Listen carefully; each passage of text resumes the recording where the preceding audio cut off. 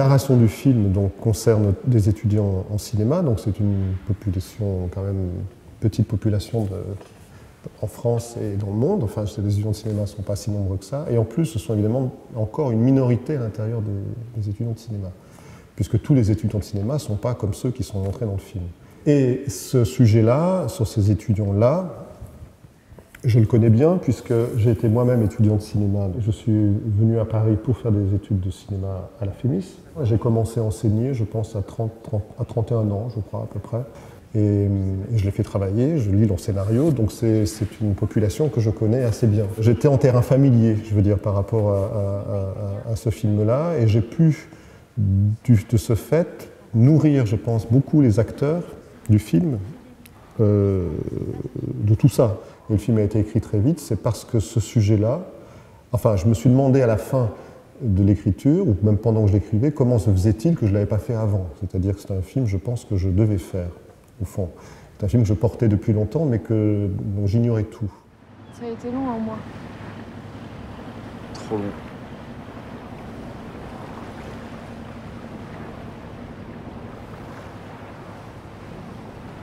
J'ai cru, quand j'écrivais le scénario, que j'écrivais une chronique de la vie estudiantine. Et que le film allait se présenter comme une juxtaposition de séquences. Le modèle était... Enfin, c'était pas un modèle d'ailleurs, mais pour moi, le genre de film dont je veux parler, c'est par exemple « Qu'elle était verte ma vallée » de John Ford, c'est-à-dire bon, la chronique des mineurs. Et c'est vrai que c'est un film... ou même Les raisins de la colère, encore qu'il soit plus narratif, mais bon, disons, c'est moins une histoire comme ça, c'est moins La prisonnière du désert, si on veut, en termes de narration.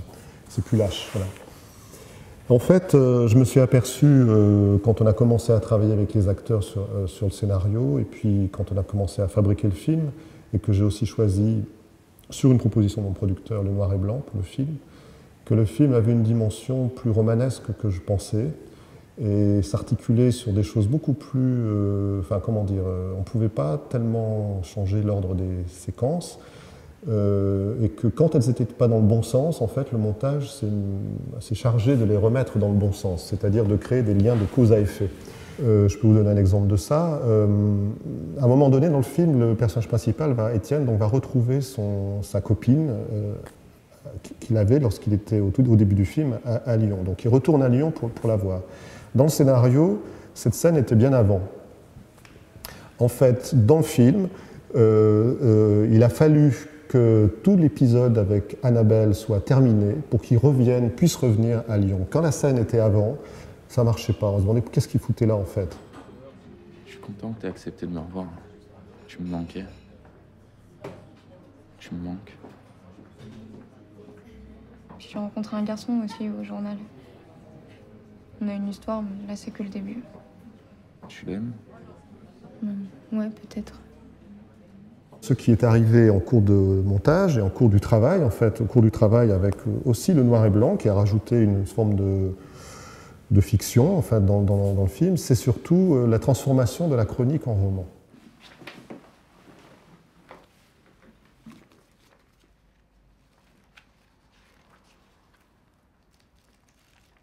Chaque jour je vis de foi, de courage, et meurs chaque nuit au feu de l'extase. Le romantisme allemand, c'est une littérature qui m'a beaucoup nourri, et je dirais presque naturellement, elle est arrivée dans le film.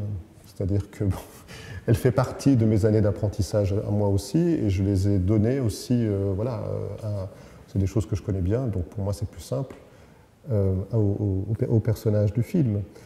Alors j'ai voulu que le film soit aussi ancré, disons, dans une réalité française, aujourd'hui, et donc le romantisme français, c'est Gérard de Nerval, donc ça permet d'exalter au début du film les aspirations et tous les désirs d'infini, je dirais, des personnages, et ça permet aussi à la fin de les noircir, si on veut. C'est une chose qui permet, qui crée un éventail de sentiments et d'idées dans le film qui, je crois, être juste par rapport au personnage, par rapport à ce que vit le personnage comme en écho, comme en reflet, quoi. C'est normal, non, les doutes quand tu commences? J'espère. Si tu dois faire des films, tu les feras. Le noir et blanc, je crois, crée une sorte de temporalité profonde. au sens où plusieurs temps sont mêlés, en fait, dans le même temps. De rendre le film plus flottant sur la temporalité et d'intégrer aussi la temporalité des films. Puisque les films qui sont montrés dans le film sont, enfin, le film de Koutsiev, le film de Parajanov, enfin bon, et les films qui sont cités entrent dans le film aussi par le noir et blanc et créent un univers un peu, alors comment l'appeler, je ne sais pas trop, fantasmatique, onirique, magique, je ne sais pas quoi, ou qui crée une dimension supplémentaire qui permet, je crois, aux spectateurs effectivement de ne pas être rivés sur des problèmes estudiantins en février 2017, puisque le film est vraiment situé, hein, puisqu'on parle de l'élection d'Emmanuel Macron à un moment donné, qui s'est porté candidat. Bon. Donc ça se passe au moment où on l'a tourné, en fait. Mais disons de déployer aussi d'autres temps et qui permet, je crois, effectivement aux spectateurs de naviguer là et de retrouver des choses bon, qui appartiennent aussi à ses souvenirs. Et toi, pourquoi tu veux faire du cinéma? Un film, c'est d'abord les acteurs, en fait. On a fait ce casting et après, j'ai fait ce qu'au fil des années, j'ai commencé à faire de façon de plus en plus précise, c'est-à-dire de faire des répétitions avant le tournage.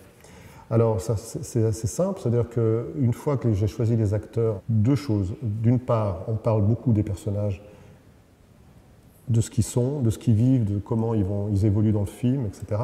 Ensuite, on parle des séquences, de chacune des séquences du film. Et ensuite, on fait des improvisations et on répète ce qui est écrit. À ce moment-là du film, les dialogues ne sont pas encore fixés, c'est-à-dire que j'ai écrit des dialogues, mais avec les acteurs, je les remets en jeu en quelque sorte. Bon, quand j'ai écrit ce film, disons, Étienne, le personnage principal, c'était plutôt quelqu'un comme Jean-Louis Trintignant à 20 ans, voilà. C'est-à-dire plutôt intellectuel, plutôt frêle. Voilà. Et je me suis retrouvé avec un acteur qui paraît pas spécialement intellectuel, qui me dépasse d'une tête, qui est un peu comme ça, avec un corps un peu, je sais pas, un peu à la Depardieu, je sais pas comment dire, voilà. Et quand j'ai beaucoup aimé être surpris, parce que là, tout à coup, le personnage se déplace et devient vivant autrement que je l'imaginais. Pour moi, c'est toujours un peu une garantie que je sors de mon fantasme et que ça devient, et de ma convention et de mes stéréotypes, et que ça devient plus intéressant. Moi, tu vois, j'attends des films qui montrent la vie, celle qu'on vit vraiment. En fait, le vrai scandale, ce serait de voir toi, moi, tout ça, tout ce qu'il a, dans toute sa fraîcheur, tout son éclat, dans toute son horreur aussi. Un des sujets principaux du film, c'est ça. C'est-à-dire la fidélité à ses désirs premiers, qui fait que... pourquoi Étienne veut faire du cinéma, qu'est-ce qui fait que ce désir-là peut tenir jusqu'au bout. Alors le problème, en fait, ce n'est pas seulement les circonstances extérieures qui feraient qu'on lui propose d'écrire une série, par exemple, ou la télévision à la fin. Le problème, il est aussi intérieur, c'est-à-dire jusqu'où les principes ou le désir qu'on a, il opère de façon authentique et non pas de façon uniquement théorique. Le problème du personnage, il est là, c'est-à-dire est-ce qu'il ne se ment pas à lui-même sur ses propres désirs, sur ses propres ambitions, même avec Mathias, c'est-à-dire qu'ils ont l'autre personnage qui joue un peu qui sont un genre de surmoi moral, esthétique dans le film.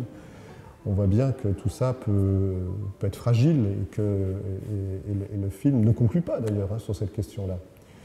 Il conclut pas du tout. Il montre juste la difficulté, je crois, de ce moment-là, cette épreuve-là. Voilà. Moi, franchement, je n'ai pas. Par exemple, bon, il y a un autre personnage dans le film qui s'appelle William et qui fait lui des films à succès, et ensuite le personnage de Jean-Noël, donc qui est l'ami des deux autres, va aller avec celui-là. Moi, je n'ai pas de jugement moral sur ce comportement-là. Je ne pense pas que le film le juge. Le spectateur peut penser ce qu'il veut de ça. Par contre, ce qu'il voit, c'est que le personnage principal fait l'épreuve, en quelque sorte, de sa propre réalité. Qu'est-ce qu'il est exactement? Où il est dans ce moment-là difficile, qui est l'apprentissage de la connaissance de soi-même. Alors les provinciales de Pascal parlent de ça, mais on parle de façon rigoriste, on va dire. C'est-à-dire ça c'est une chose, c'est le jansénisme, donc ça pardonne pas, je dirais, voilà. C'est, disons, bon, évidemment, le film concerne, disons, le cinéma d'auteur. C'est-à-dire, il ne s'agit pas d'étudiants qui veulent faire du cinéma industriel. du cinéma commercial, enfin appelons-le comme on veut, du cinéma de genre. Bon, peu importe, et d'ailleurs c'est très bien comme ça que ça existe, c'est pas du tout le problème. C'est juste que ces gens-là veulent faire du cinéma où ils témoignent d'une expérience vécue, en gros. Pas forcément du cinéma autobiographique, d'ailleurs. D'ailleurs, le film l'est partiellement. Hein. Le film, moi je l'ai écrit, anecdotiquement c'est autobiographique, mais c'est pas autobiographique jusqu'au bout du tout. Et donc, et témoigner de son expérience vécue en faisant des films, ça veut dire, d'une certaine façon, dire « je ». Et le film, je crois, est aussi là-dessus, sur la difficulté à dire « je ». Tu crois que les films peuvent sauver la planète? Bah, ils la détruiront pas, en tout cas. Tandis que la politique, toutes les compromissions, les dérives autoritaires, ça fait des ravages. Mais pas si on agit localement, ponctuellement.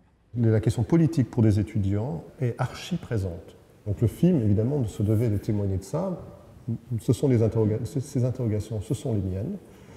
Aussi, c'est-à-dire c'est pas seulement les leurs, c'est aussi les miennes toujours. C'est-à-dire quand je vais à Nuit debout et que je vois des espèces de clips sur les migrants qui sont faits effectivement comme il est dit dans le film par le PDG de Total, je suis horrifié, je regarde ça, je me dis mais c'est pas possible quoi. Voilà. Il y a un problème en fait.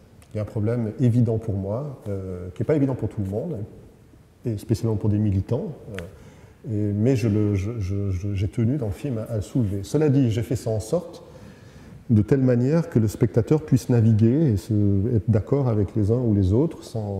Je crois que les arguments sont sur la table. Alors ce que j'aime pas moi dans les films politiques, c'est les films qui me font la leçon, même si je suis d'accord avec d'ailleurs.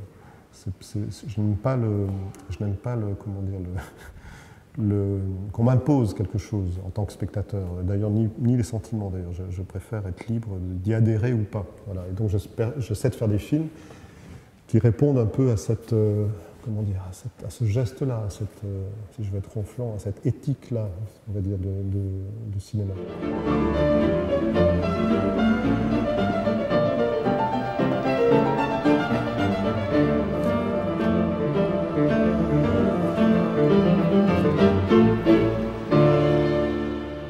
Bon, j'ai pensé un peu à l'éducation sentimentale aussi quand même. Enfin, je ne l'ai pas relu, pour le coup.